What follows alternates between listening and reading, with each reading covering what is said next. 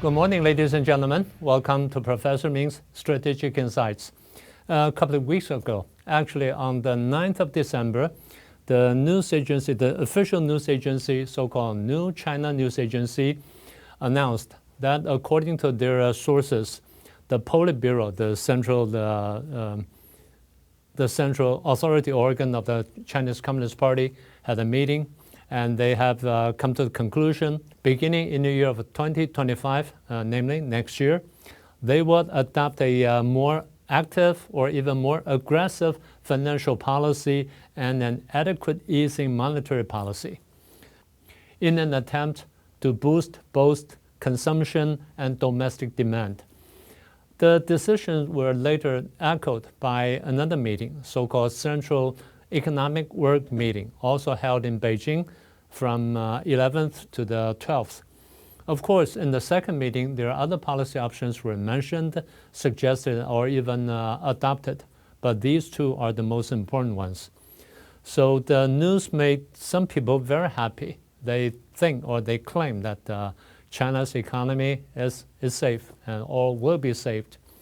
Because, again, according to the official news sources, it was 16 years ago when the government of Communist China adopted a similar policy. Was 16 years ago. It was in late 2008, when an international financial crisis erupted globally. So they adopted a similar policy and then boosted the economy and brought the economy back to the right track, and it was good. So it was very effective. So people were very happy about it, and so is this time. I hate to dampen people's enthusiasm about this new policy. I want to warn against this kind of over-optimism. I think a more prudent assessment is in order. This policy, no matter what you call it, in essence is what we call quantitative easing of monetary policy, in short, QE. For the past 4 decades, 40-some years, China's development or China's economic development basically rely on a what we call Troika, or a three in hand. Namely, there are 3 horses. The first horse is what they call investment, or basically official investment. Second one is export, and the third one is consumption. Let's talk about the investment first. In the past, because it's a socialist system or a communist system, so basically everything or every resources or all the resources are controlled in the government's hands, and governments from the central government to the local governments, so all levels of governments. So they have a lot of money to spend, especially after the economy had been going good, and they entered into the WTO and things like that. So they got more and more money to spend. So they spend a lot of money in what we call the public construction, or sometimes we call it infrastructure building or whatever. So they build roads and highways, or high-speed rail, airports, dams, or reservoir, or whatever. Well, in a sense, building infrastructure would boost the economy, that's for sure. At least it'll boost GDP, both the government overall GDP or local or the GDP of local governments provisionally. But when it exceeds a certain limit, it will be counterproductive. You can see the growth of the GDP figure, but it's maybe so productive as to the actual economic development. We'll explain that later on. But anyway, that's investment. So as we see it, the public investment in China is basically reached its limit, at least at this time. So they noticed that too. So they've been very cautious about this kind of so-called public investment, although they still do it, but not in a scale as large as in the past. So that's to say the first horse investment or official investment doesn't run as well as it did. So let's turn to the second horse, export. They heavily relied on export in the past. It takes about 30-some% of their revenue income. But in recent years, as we all know, that they have experienced a very, very bad, a very serious shrinkage of export because of trade war, tariffs war, or even COVID-19. So that's the second horse. Since the two horses do not run as well as in the past, they have to turn their attention to the third horse, that is to say, domestic consumption. According to the official statistics, we noticed that the domestic consumption rate, in comparison with other countries, that mainland China's consumption rate, domestic consumption rate, is pretty low. It's about 30-some% or even lower at times. Whereas in other countries, it could run as high as 50 or 60-some%, like in European countries, or in America, Canada, or Japan, those advanced countries. So the Communist Chinese government considered that this is the hope, the best hope. So they turned their attention to domestic consumption. They tried that before, actually.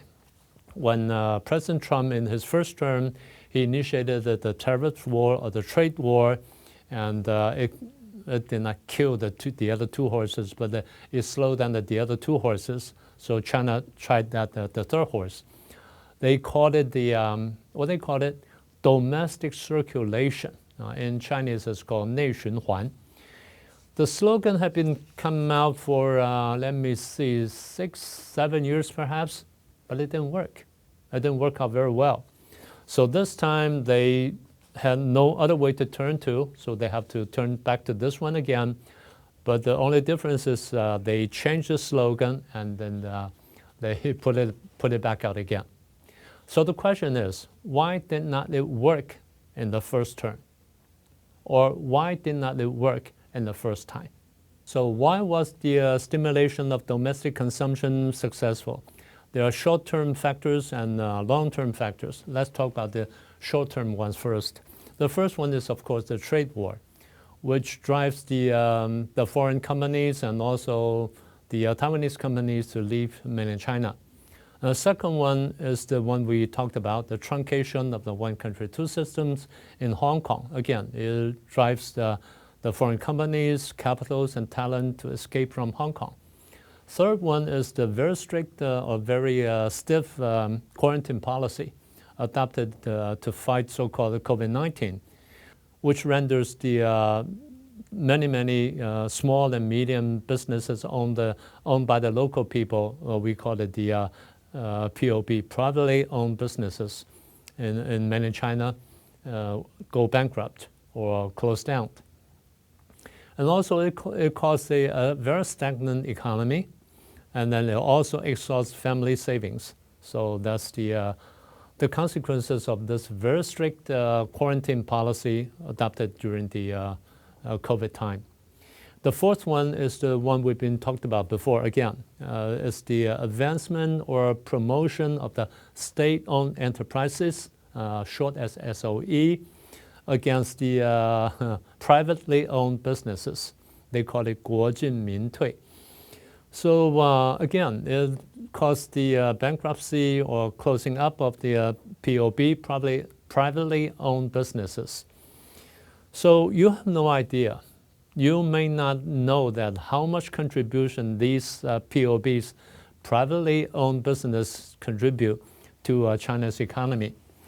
According to Xi Jinping himself, he attended a seminar in, November the 1st, 2018, about 6 years ago.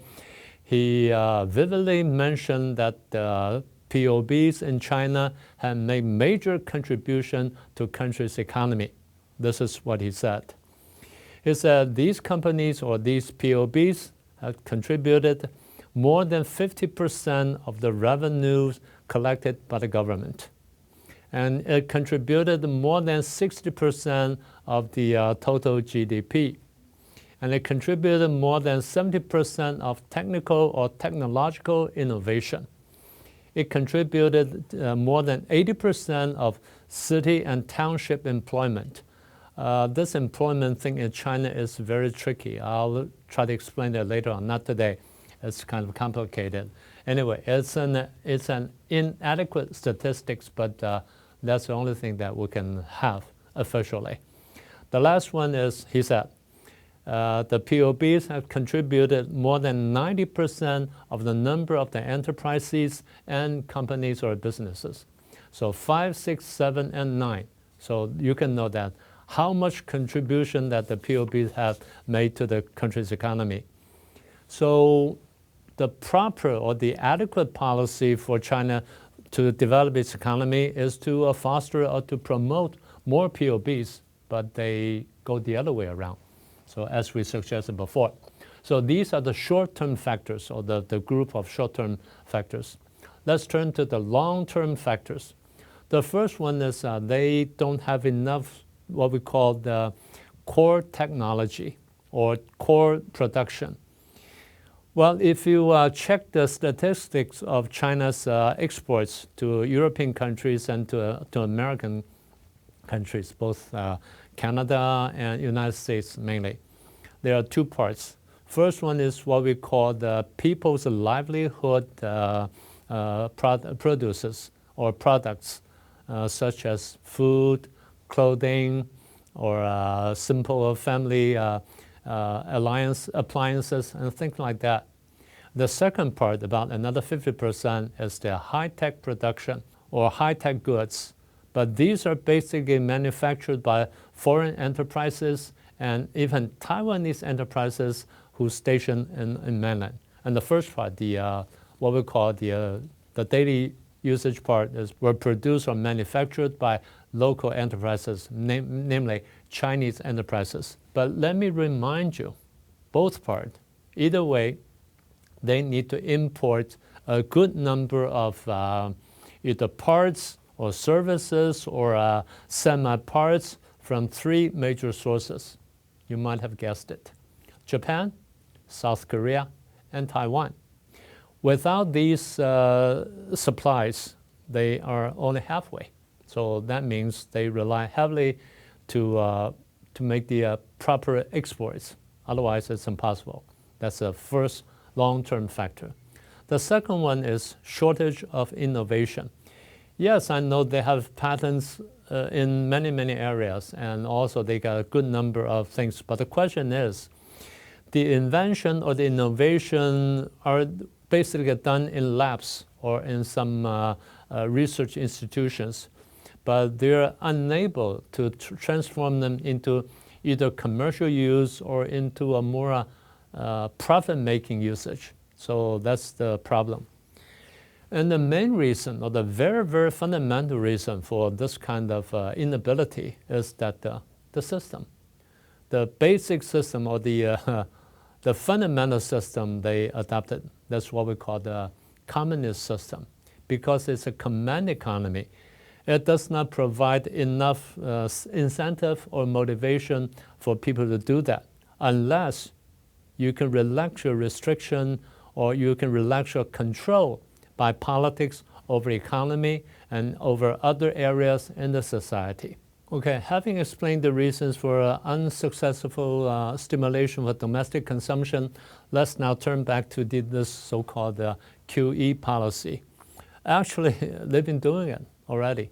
They didn't say it. They just want to say it now because it's unavoidable. It's about time.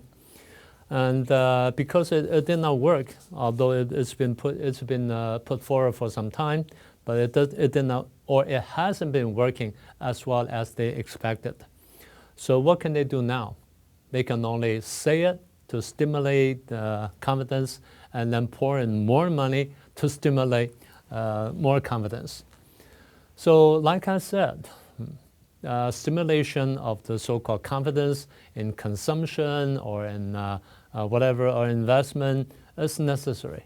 So the question again, why isn't there enough confidence about China's economy? There's another short-term factor contributing to this lack of confidence. It's because of the bad deterioration of the so-called business environment. Why is that? Because they just revised and then expanded the so-called national security law, anti-espionage law, short as anti-spy law, and the so-called the data security law or information security law. and then code for keeping state secret of Article 23 of the Basic Law of Hong Kong. All these add up to this shortage of confidence or lack of confidence.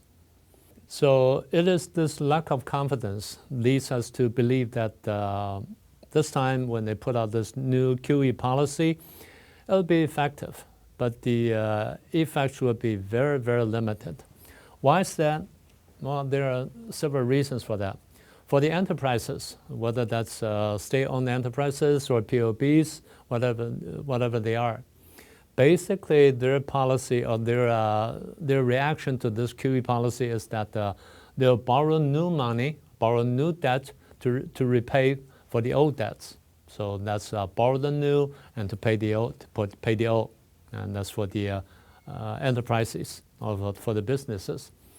As for the individuals and the private families, if they can get a loan or get something from the bank, probably they'll save it. They'll put it in their deposit because they worry about tomorrow. They're not sure whether they can still keep the job, or even if they keep the job, whether they get paid, or they'll probably suffer a pay cut or something else, something unexpected. They don't know, so they have to prepare for some unthinkable. So they'll put it in their deposit, put it in their saving, the second part. As for the local governments, these are the target as we assess now. These are the primary organs that will get a big chunk of this new so-called the QE money. That's them. So what they would do again is to borrow the new money and to pay for the old debt. So a good chunk of money will go to that. So that's why the money poured into the market will not actually go into production as expected by the central government. So that's why we said it'll be effective, but with very limited effect. But more importantly, as we suggested before, about 5 or 6 months ago, remember the third plenum of the 20th Party Congress held in mid-July. Our comments about their policy adopted at the plenum was that first, it was not a real reform. A real reform is more opening up and more relaxation, especially to relax or to relieve the political control over economy. But they did the opposite. Second one, instead of making a structural change or making a structural innovation, they simply put on patches on it. So again, that's not a right way to do it. All these things, all this kind of measures run against the general rule or general laws of economic development, especially in a highly competitive international situation. That's not the right way to do it. So as we suggested 6 months ago, with China's economy will probably go spiral downward. Well, if you look at the figures from July to now, you'll notice that's a trend. The trend coincides with our prediction. So the last thing I can remind you is that either individual or family or companies, especially the companies owned by Taiwanese businessmen, make the best preparation for the worst situation. Well, Trump will be in office in the White House in another month. And the new policy or the new tariff policy toward China would be rather stiff. So there's something that we have to make the best preparation for. And well, we'll talk about other things in other time. I hope you like today's program. So if you like our program, please subscribe and relate it to your friends and help us out. Anyway, I'll see you next time.